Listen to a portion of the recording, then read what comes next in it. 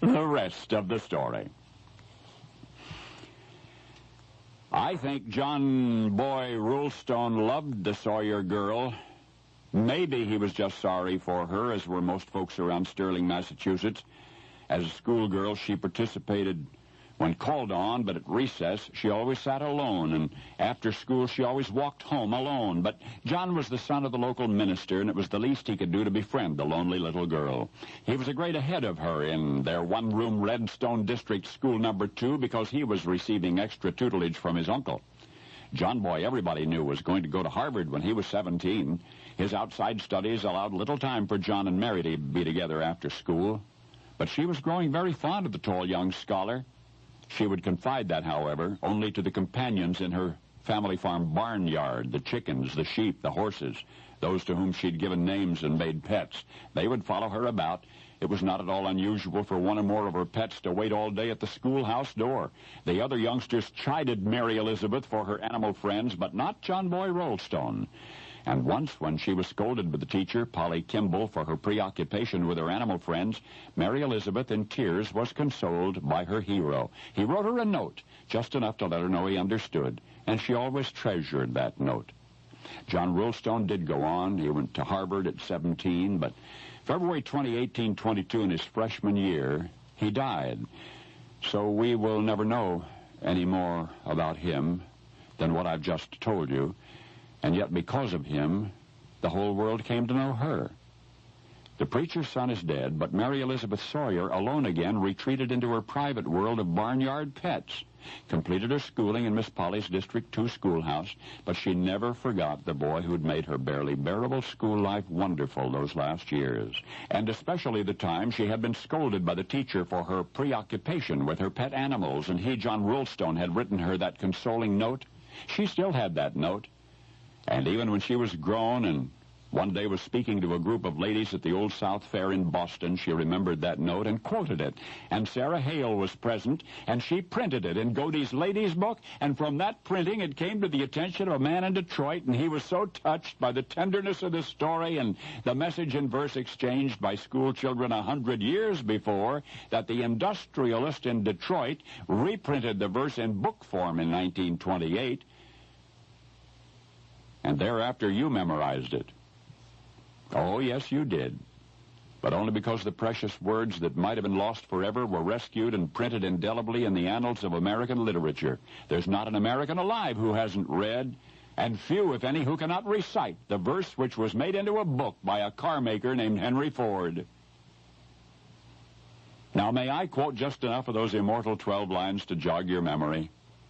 When a lonely little girl named Mary Elizabeth Sawyer was scolded by a schoolteacher named Polly Kimball for bringing one of her barnyard pets to school, a boy named John Roulstone wrote the only verse, so far as we know, that he ever wrote, to dry the tears of a little girl.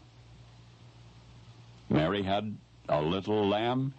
Its fleece was white as snow, and everywhere that Mary went, the lamb was sure to go.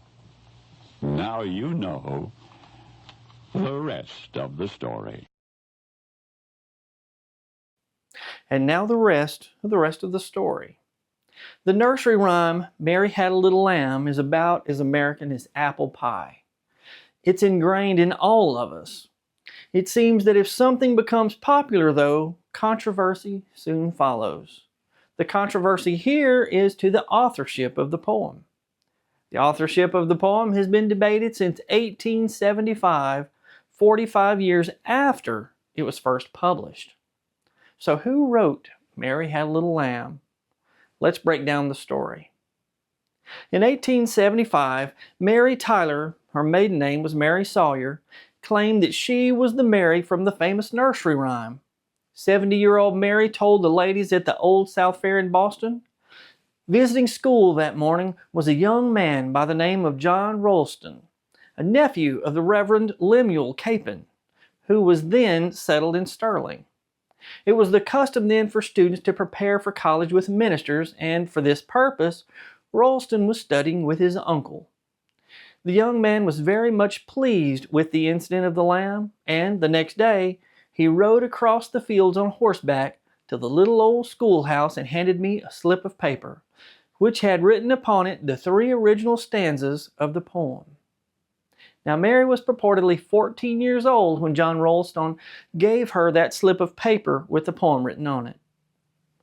Could this story have actually happened? Now, we need to know more about Mary Elizabeth Sawyer. Mary Sawyer was born on March 22, 1806 in Sterling, Massachusetts. She lived in the Sawyer homestead at 108 Maple Street in Sterling. This is a reconstruction of the Sawyer homestead. The original was destroyed by an arsonist in August of 2007. Mary attended this one-room Redstone schoolhouse in Sterling, which was built in 1798.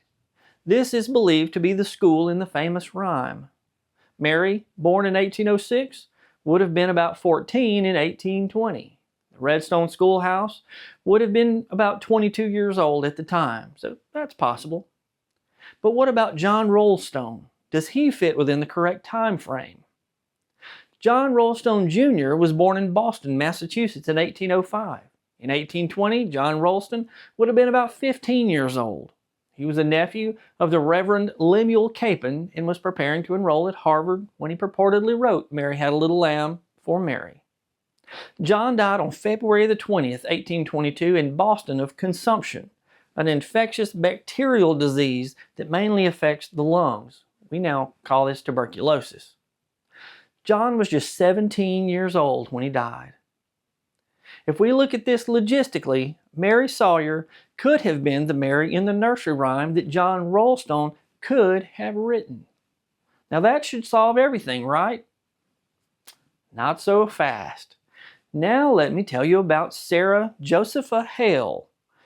Sarah was born on October 24, 1788 in Newport, New Hampshire. At about the time Mary Sawyer was born, Sarah was an 18-year-old school teacher in Newport. In 1811, Sarah married an attorney and Freemason named David Hale. September 25, 1822, David had a massive stroke which ended his life. In the following year, with the financial support of her late husband's Freemason Lodge, Sarah published a collection of poems entitled The Genius of Oblivion. It was successful enough that Sarah began working on her first novel called Northwood, Live North and South. It was published in 1827. Sarah was one of the first novelists to write a novel about slavery. Sarah was also one of the first American female novelists. Several editions of this novel have been published. Because of the success of Northwood, Sarah was hired as editor of the Ladies' Magazine in 1828. In 1830, Sarah published her Poems for Our Children, which included the poem Mary's Lamb. In 1916, Sarah's great niece, who gave her initials as R.W.H., wrote the preface to the second edition. In her preface, Sarah's great niece explained that with the exception of the publication dates on the title page and the addition of the preface, the second edition of the book was an exact replication of the original. The original, she said, was so rare that only 3 copies of it are known to remain today. That was in 1916. I was unable to track down a first edition of Sarah's book. I'll leave a link to the second edition of Sarah's book, Poems for Our Children, in the description below. You can read it here for free. In 1837, Louis Antoine Gotti bought Ladies' Magazine, that magazine of which Sarah was the editor. He originally retitled it American Ladies' Magazine. Then he merged it with his own journal in what became Gotti's Ladies' Book. Sarah remained the editor of Gotti's Lady Book until 1877, when she was 89 years old. She had been the editor for 49 years. Now, in the same year that she retired, 1877, Thomas Edison recited the opening lines of Mary's Lamb into a new contraption. Mary's Lamb was the first speech ever recorded on his newly invented phonograph. In addition to Gotti's, Sarah published nearly 50 volumes by the end of her life. Sarah certainly had the ability, the knowledge, the education to create the nursery rhyme. Until 45 years after it was published, when Mary Sawyer came forward with her claim, no one questioned the authorship of Mary's Lamb.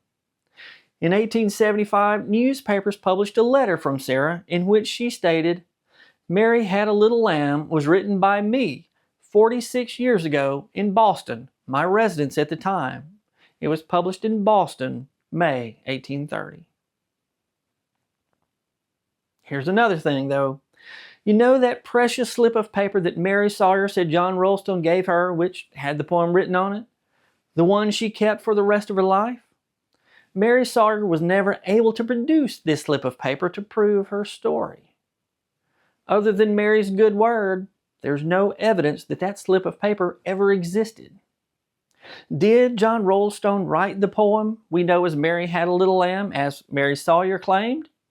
Or did Sarah Hale write Mary's Lamb? If I was a betting man, I'd put my money on Sarah Hale. Would you? I'm Brad Dison. Thanks for watching. And now you know the rest of the story.